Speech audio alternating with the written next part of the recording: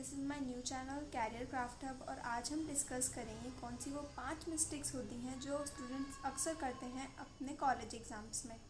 Number 1, तो planning ऐसी चीज़ है जो स्टूडेंट्स अक्सर अवॉइड करते हैं। एग्ज़ाम्स की प्लानिंग होना बहुत ज़रूरी है। हमें पता होना चाहिए कि क्या क्या चीज़ें हमारे एग्ज़ाम में आएंगी, क्या चीज़ें नहीं आएंगी। प्लानिंग करते टाइम इन 3 चीज़ों का ध्यान रखना बहुत ज़रूरी है। सबसे पहला है हमारा सिलेबस।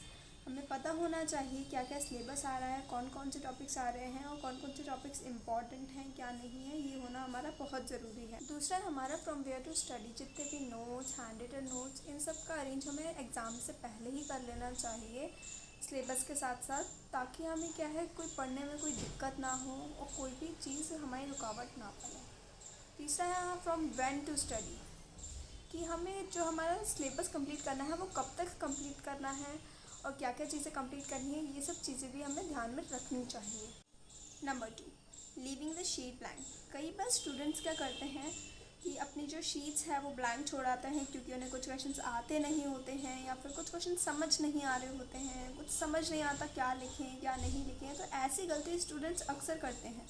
ऐसा हमें नहीं करना चाहिए क्योंकि हम नहीं जानते, क्योंकि सब्जेक्टिव एग्ज़ाम्स में नॉर्मली हम जो भी लिखते हैं अगर हमें नहीं आता तो हम उससे रिलेटेड कुछ भी लिख दें तो वो भी हमारा यूज़फुल होता है, क्योंकि कॉलेज के एग्ज़ाम्स में हमें नॉर्मली पेजेस भरने होते हैं ऐसा माना जाता है। पर उससे अगर हम रिलेटेड भी कुछ लिख देंगे अगर आधे या एक पेज का, तो उतना भी इनफ होता है 1-2 नंबर के लिए। 1-2 नंबर इसमें मिल सकते हैं, लेकिन शीट ब्लैंक छोड़ने का मतलब है कि हमें बिल्कुल कोई नंबर नहीं मिलेंगे। तो इसलिए ये गलती कभी ना करें। हमेशा कुछ ना कुछ, अगर कुछ नहीं आ रहा है तो उससे रिलेटेड कुछ लिखें, पर कुछ लिखें। Number 3, not checking previous year question paper. तो previous year question paper check नहीं करने की बहुत बड़ी मिस्टेक होती है, क्योंकि हमारा जो एग्ज़ाम होता है वो पिछले 5 साल के प्रीवियस ईयर जो क्वेश्चन, जो इम्पोर्टेंट टॉपिक्स हैं उसके जो इम्पोर्टेंट क्वेश्चन हैं वही रिपीट हो रहे होते हैं।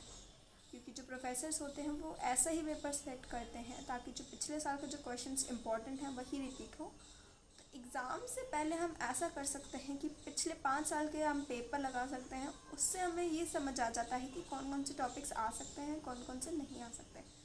तो प्रीवियस ईयर क्वेश्चन पेपर को अवॉइड बिल्कुल भी ना करें। इससे काफ़ी हेल्प मिलती है हमें हमारा पेपर लिखने में। Number 4, not use active recall. हमें एग्ज़ाम से पहले एक एक्टिव रिकॉल कर लेना चाहिए, जिससे हमें समझ आए कि हमने क्या पढ़ लिया है, क्या हमारे दिमाग में याद रह गया है और क्या नहीं हुआ है। कई बार ऐसा होता है कि हम पढ़ लेते हैं, बहुत बार पढ़ लेते हैं, प्रैक्टिस कर लेते हैं, पर तब भी वो चीज़ अगर समझ नहीं आती तो वो याद नहीं रहती। तो एग्ज़ाम से पहले एक्टिव रिकॉल करना बहुत ज़रूरी है। एग्ज़ाम से पहले एक्टिव रिकॉल ज़रूर करें, ये आपके लिए काफ़ी हेल्पफुल रहता है, एक रिविज़न टाइप का रहता है। Number 5, lack of sleep. Exams के टाइम पर अक्सर ऐसा होता है कि हम लेट नाइट स्टडीज़ करते हैं। स्टूडेंट्स अक्सर ऐसा करते हैं कि लेट नाइट स्टडीज़ करते हैं और उनकी नींद पूरी नहीं हो पाती है।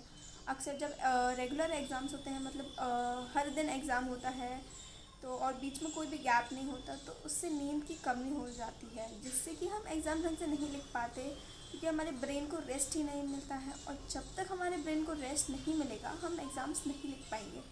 तो इसके लिए हमारा बहुत ज़रूरी है कि अपनी स्लीप कंप्लीट करना है, क्वालिटी स्लीप लेना।